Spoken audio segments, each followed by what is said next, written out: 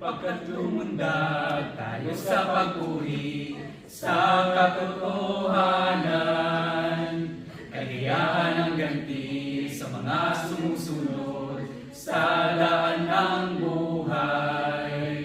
Maglakbay tayo na may tiwala, pag-ibig sa banal na Ama. Sa aming paglakbay, tayo'y hindi mawawala sa ating daan. Isigaw nating lahat pangalan niya, dahil tayong lahat ay anak ng Ama. Magpatuloy sa pagmarsya na may tapang bawat isa.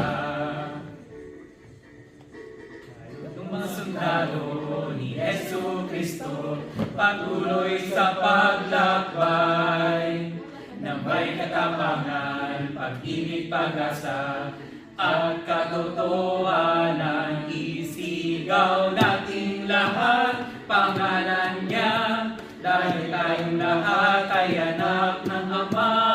Magpatuloy sa pagmarsya na may tapang bawat isa. Isigaw natin lahat pangalan niya, dahil tayong lahat ay anak ng Ama.